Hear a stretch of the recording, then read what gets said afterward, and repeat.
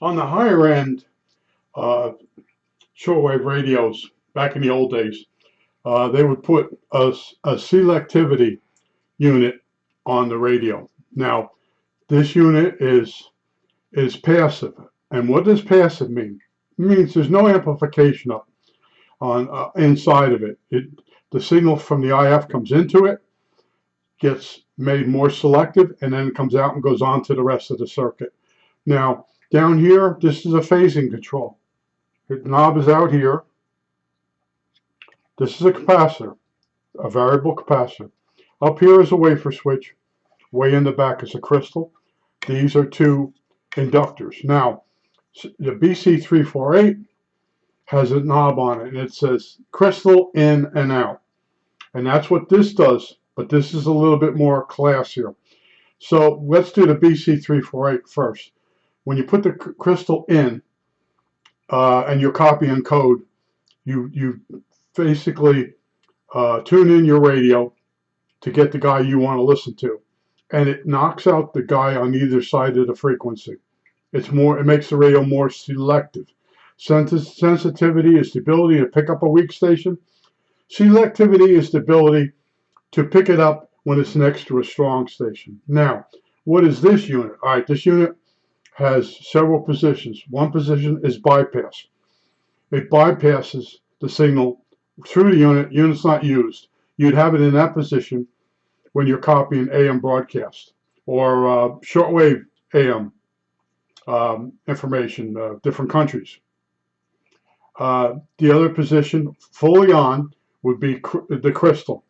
It's full crystal. There's no phasing involved. All right, so it gets very narrow. It's for copying code. Now there are other positions in between where you can turn it, and it won't be as selective, but you then have to adjust the phasing control. So you can make the selectivity wider or narrow for your basically it's your choice when you're copying code. And just say you're working a certain band, you might want to hear somebody else come on next to it but not interfere with you. So you go in between the selectivities. It's a matter of choice. But what I want to tell you real quick, a story. An R71A, an ICOM R71A, you'll notice on some of them there's a knob. On the right-hand side, bottom right-hand side, there's a dual knob, and it's called bandpass, and it's similar to this. And what that one does is when you listen to a station, even AM, you can basically tune the IF away. So if your upper or lower sideband, you can pick up. You can use it when you're doing ECS tuning, which is you got your BFO on and all that stuff. But in other words, ICOM come up with this idea, and it's based on this circuit here. And Yaesu jumped in and took them to court and made them take it off the radio. So you may notice there's ICOMs out there, and it has nothing to do with whether it's an A or a 700. Let's say R71, R71A, R71 or R70. It was just a matter of they made them take it off because they had patented something. This idea is 80 years old, making the radio more selective. There's several ways you can do it. You can add it onto one of your radios, but I'm going to warn you, it's passive.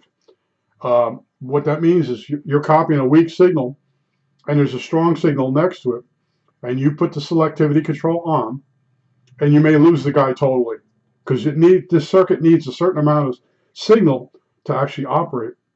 The crystal has to have a certain amount of signal on it so it resonates and bypasses the signal. If the signal's too low, this circuit won't help you. I just want to let you know that. But this is more of a fancier unit. Instead of having the crystal and the on-off switch, it's got it has a wafer switch that gives you different positions. But basically, that's the on and off. You got crystal, but then you got the phasing control and two transformers. And what that does is it basically allows you to have to change the selectivity. You're using it, and you don't want quite as much. it gives you the option. But what it is, it's a selling feature. But I wanted to show you what it looks like inside. You know, some people like the eye candy. I don't know if I got the top of the transformers in there. Yeah, the top of the transformers, you see those posts coming up. That's calibration. Do not touch this unit unless you have a really high-end signal generator. Don't touch it because you'll screw this up, and then you won't be able to use it at all. You'll have you probably have just one position left, bypass, but don't touch it. I opened it up myself just to see how fancy it is, and that's one of the selling features on this radio. Now, I always tell you the NC57 has the same circuit as this for receiving and that, but it doesn't have the selectivity control. It doesn't have a crystal for selectivity. It has what it has, and it's pretty selective because it has better IF cans than the Hellcrafter's S40 is. Yeah. If you have a chance, get yourself an NC57. Just if you want to work on a radio, it's very close to a basic radio. So you screw it up, you could probably find someone that will buy it from you. You know, where if you mess one of these radios up, it's a lot more work to fix it. I think that's it. All right, that's it.